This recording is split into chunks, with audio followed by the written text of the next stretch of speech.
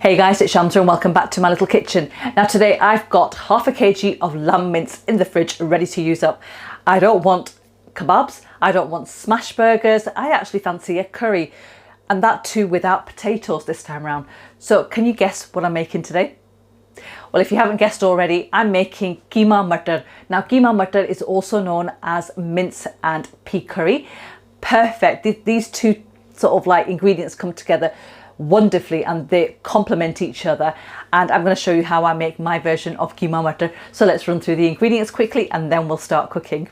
So the ingredients you're going to need is half a kg, which is 500 grams of lamb mince. I've got one medium onion which I finely diced. I've got two medium tomatoes which I finely diced as well. I've got 150 grams of frozen peas here. Now you can use fresh if you wish, that's entirely up to you. I've got 1/3 cup of oil, and I have the following spices. I've got 1 teaspoon of salt, regular chili powder and coriander powder. Then I have half a teaspoon of degi mirch, which is the Kashmeri chili powder, which adds a nice colour and flavour but not the heat. I've got the same of turmeric powder here, and I have 3 bay leaves and 2 black cardamom pods. I've got 1 frozen piece of ginger and garlic. Now if you don't have this, you can substitute this with 1 tablespoon of the paste or puree. I've got half a tablespoon of dried fenugreek leaves, which is also known as kasuri methi. I've got 1 teaspoon of garam masala, and I've got 3 green chilies which I've sliced lengthways, leaving the seeds in. Now this is optional, you don't have to add this in, but it does add a really nice sort of like colour to the dish and flavour. And I have fresh coriander to garnish right at the end. So let's start cooking. Right, okay, so I've got my pan on the heat and it's nice and hot, and I'm just going to add my oil straight in, just like that, and just give that a couple of seconds to heat up as well.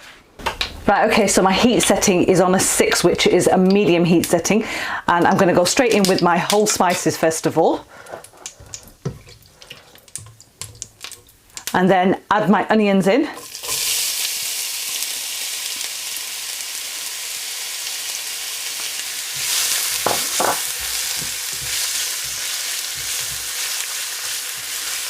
And we're going to fry the onions until they're nicely light brown in colour, and that's going to take about 5 to 6 minutes, so I'll show you how they look once they're done.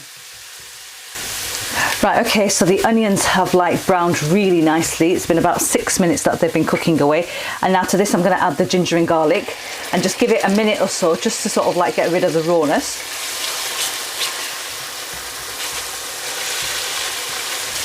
Okay, so now we can add our tomatoes in.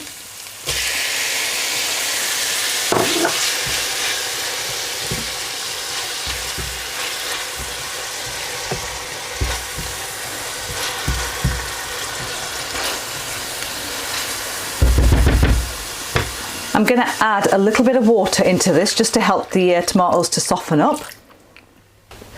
And I'm also going to add in the spices. So straight in like that, just give that a mix.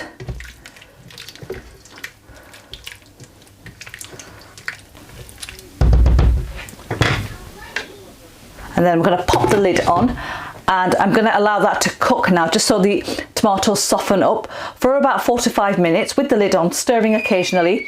Now my heat setting is on a 7, which I've just put it up a little bit, and it is a medium high setting, so it's on 7, and I'll see you guys back in about 5 minutes time once the tomatoes are done. Right, okay guys, it's been about 5 minutes that this has been cooking away, so I'm just going to show you how it looks, and you can see that the tomatoes have broken down really nicely, and at this stage we're going to add our keema in. And for all of those that ask whether I wash my keema, no, I don't. It's obviously going to get cooked inside the curry, so it doesn't really need washing, and it just releases a lot more sort of like water and moisture once you wash the keema. But again, it's personal preference. If you want to wash it, that's entirely up to you. So just give that a mix inside that wonderful masala. There we are, looking great.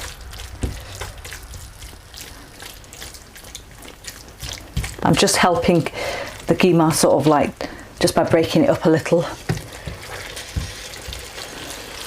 So now what we're going to do is we're going to turn our heat settings down a little to a 5, which is a low to medium heat setting, and I'm just going to pop the lid back on again, and I'm going to allow that to cook for about 10 to 15 minutes, stirring occasionally. Now that keema will release its own moisture, and we're going to cook the keema in the moisture first of all, and in 15 minutes time I'll show you how it looks. Do keep stirring it. Right, okay guys, it's been 15 minutes that this has been cooking away, and I'm just going to remove the lid to show you guys, and this is how it looks. And now what we're going to do is we're going to start the second stage of the cook, which is the bunning of the meat, which is a crucial step. So I'm going to turn my heat setting up to a 7, and we're going to bun this now without the lid on for about 10 minutes, and we're going to be adding small amounts of water into this as and when we need to, but we're going to continue bunning this, and I'll show you how it looks in about 10 minutes time. Right, okay, so I've been bunning the keema now for 10 minutes, adding small amounts of water into this, and this is how it looks. Now into this I'm going to add my green chilies and my frozen peas, and just give that a mix. Now the peas you can add according to your personal preference. You can add less than if you wish, or you can add more in, but this is the right ratio for half a kg of meat, and just give that a mix. And I'm also going to go in with around half a cup of water and just let that come up to a simmer. Okay, so it's come up to the simmer now. I'm going to pop the lid on, and I'm going to turn my heat setting down now to a 3, which is a low heat setting, and I'm going to allow this to simmer away for the next 5 to 6 minutes. Don't need to touch it, just pop the lid on now and just let it cook away. So after 6 minutes I'll show you what we need to do next. It just gives enough time for the peas to sort of like cook through, and they'll still retain the really nice sort of like green colour. So I'll see you guys back in about 6 minutes time. Right, okay, so it's been 6 minutes this has been cooking away, and I'm just going to show you how it looks. Absolutely fantastic, and we're just going to finish the dish off now. So straight in with the garam masala, the dried fenugreek leaves, which I'm going to crush between the palms of my hands to release more flavour and aroma.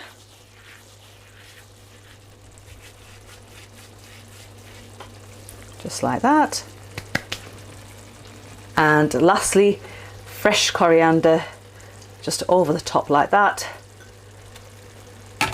And just give that a stir.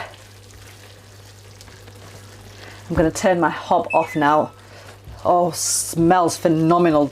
That hit of garam masala going in with the dried fenugreek. Oh, wow.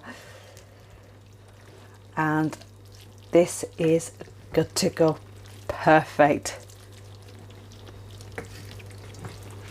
There we are. So there you have it, guys. My Keema Matar, which is also known as lamb mince and pea curry, is ready. I'm going to plate this up and show you guys exactly how it is. Right, okay, so I have plated up my Keema Matar. Looks absolutely amazing, and I'm going to tuck into this now and tell you guys exactly how it is. Oh my god, muh vich pani aa gaya. Oh my god, I'm so sorry. I've just basically responded in Punjabi, which means I've just started to salivate. I cannot believe I just did that without realizing. Anyway, let me plate this up, guys. Okay, there you have it, guys. Beautiful dish there. I'm just serving it up with some naan here. So let me tuck into this now. It's really weird though. It just kind of like, because we're so used to sort of like talking in like Punjabi Urdu at home, it just kind of comes out. It's just second nature. But yeah, right, okay, moment of truth. Quickly eat this and tell you guys how it is. Oh my god, that's lovely. Delicious. There's so much flavour in that dish, honestly. All the spices are spot on. I can taste everything in there. Even the black cardamom pods that we added, they've infused that Keema Matar dish beautifully. Guys, please do try the recipe out. I'm sure you're going to absolutely love this. One of my husband's favourite dishes this is, so he's going to be happy tonight. Leaving you with this one.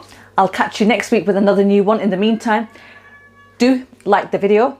Don't forget to subscribe to the channel and also hit that bell notification, because without that, you'll never know what new videos are going live. So see you next week, guys. Bye.